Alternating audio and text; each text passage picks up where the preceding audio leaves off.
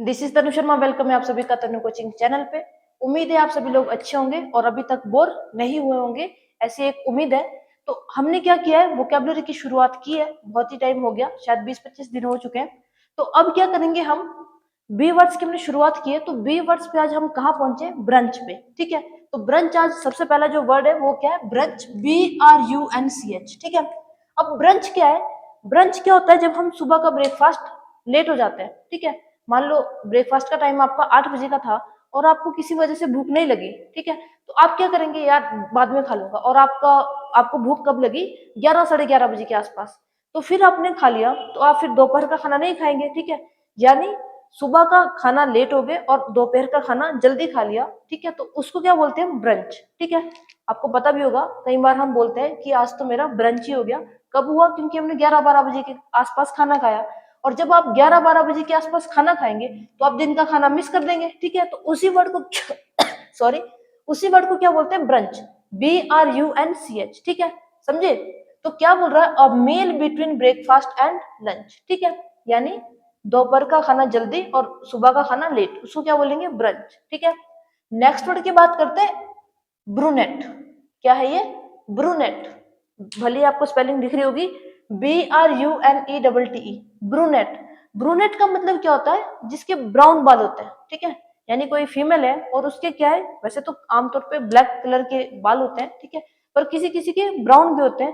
तो जो ब्राउन बालों वाली महिला होगी उसको आप क्या बोलेंगे, ब्रूनेट। क्या बोलेंगे, brunette. She is beautiful brunette. वह क्या है, भूरे बालों वाली सुंदर महिला है।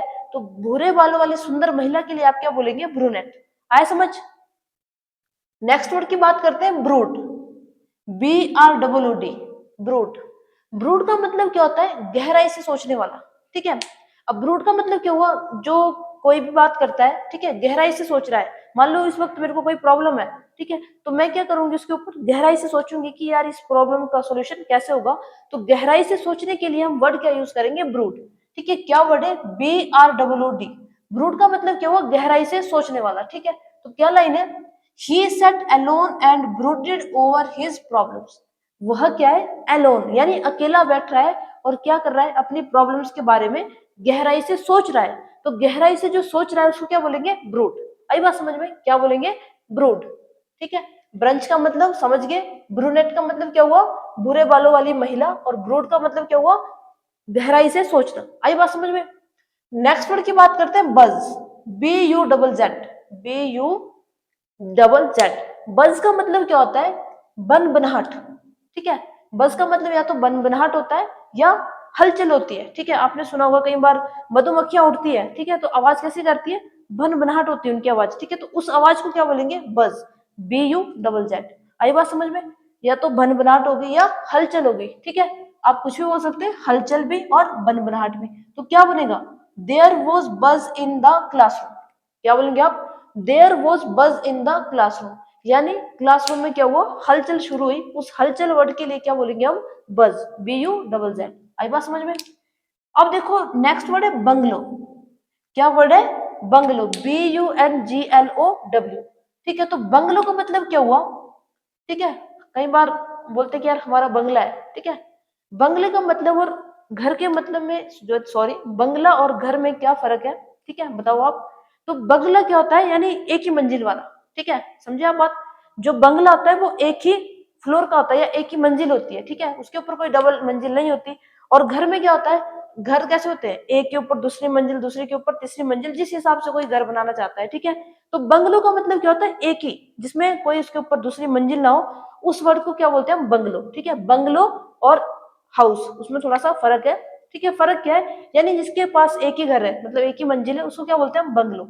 BUNGLOW। ठीक है, बाकी लगता ऐसा है कि बंगला, यार बंगला वर्ड तो ऐसा लगता है कि शायद पता कितना बड़ा घर होगा। ठीक है, तो आज आप समझ गए होंगे कि बंगलो वर्ड किसको बोलते हैं, बंगला क्या होता है, he lives in a beautiful bungalow with his family. वह क्या है, अपनी फैमिली के साथ कहाँ रहता है, बंगलो में। आई बात समझ में। तो बंगलो का मतलब क्या हुआ, जो एक ही फ्लोर का हो। ठीक है, जिसके ऊपर कोई दूसरी इमारत ना बनी हो। ठीक है, उसको क्या बोलते हैं, बंगलो। नेक्स्ट वर्ड देखो, बायर। Sorry, BYRE। बायर का मतलब क्या होता है, भाड़ा। बायर का मतलब क्या होता है, भाड़ा, ठीक है। The cows are kept in the byre, ठीक है। तो जो गाय है वो कहाँ किसके लिए रखी गई है, भाड़ा, ठीक है। बायर का मतलब क्या होता है, भाड़ा। अब देखो बी वर्ड्स खत्म हो गया है हमारा, बी वर्ड्स क्या हो गया हमारा, खत्म हो गया। अब देखो सी वर्ड से क्या शुरुआत होती है, सी से। तो सी वर्ड देखना है आपने, केकोग्राफी, CACOGRAPHY, केकोग्राफी। क्या हमने ये वर्ड पहले पढ़ा है, क्या हमने केकोग्राफी पहले पढ़ा है? देखो हमने पहले पढ़ा है, केको का मतलब क्या था, बैड हैंड राइटिंग, आपको याद आया होगा। और कैली का मतलब क्या था, अच्छी हैंड राइटिंग। आई बात समझ में? तो वही वर्ड है आज केकोग्राफी। ग्राफी का मतलब मैंने आपको बताया था, कोई चीज लिखना। केको का मतलब क्या होता है, बैड। अब केको का मतलब अगर बैड होता है और ग्राफी का मतलब लिखना होता, तो इसका मतलब क्या हुआ, बैड हैंड राइटिंग, ठीक है। केकोग्राफी, तो केकोग्राफी क्या बोलती है, his cacography made the letter hard to read.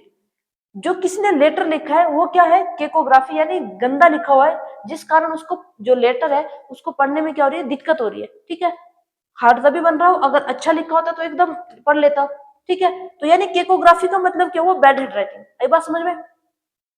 Next word की बात करते हैं, कैलीग्राफी, CALLI। कैली का मतलब क्या होता है, सुंदर, ठीक है। इसको आप एंटोनियम्स भी बोल सकते हैं, केको और कैली। यानी केको का मतलब क्या होता है, बैड, और कैली का मतलब क्या होता है, गुड। तो calligraphy, calligraphy is the art of beautiful writing. यानी जब मान लो इस वक्त मेरी हैंडराइटिंग गंदी है, ठीक है, वो बात सच है, हैंडराइटिंग तो गंदी है ही, ठीक है। तो क्या करते थे स्कूल में, क्या देते थे पहले, सुलेख लिखने के लिए देते थे। तो वो सुलेख लिखने के लिए किस लिए देते थे, क्योंकि आपकी जो हैंडराइटिंग है वो सुंदर बन जाए, ठीक है। तो क्या बोलेंगे उस सुंदर हैंडराइटिंग के लिए, कैलीग्राफी। आई बात समझ में? नेक्स्ट वर्ड देखो, कैलस, CALLOUS, ठीक है। अब कैलस क्या है, he was callus towards other, ठीक है। कैलस का मतलब क्या होता है, जो बहुत ही कट्टर टाइप का होता है, ठीक है। यानी जिसमें कोई कठोर टाइप का होता है उसको बोल सकते हैं कठोर टाइप का। यानी मान लो आपका दोस्त आपसे नाराज है, ठीक है, नाराज तो है, आप उसको मना रहे हैं, ठीक है। एक बार मनाया, दो बार मनाया, तीन बार मनाया, आप चार बार मनाया, और आपका दोस्त फिर भी नहीं मान रहा है, तो उसका मतलब क्या है, वो बहुत ही कठोर है, ठीक है। तो वो क्या है, कठोर है, जो मान ही नहीं रहा है उसको क्या बोलेंगे हम, कठोर। आई बात समझ में?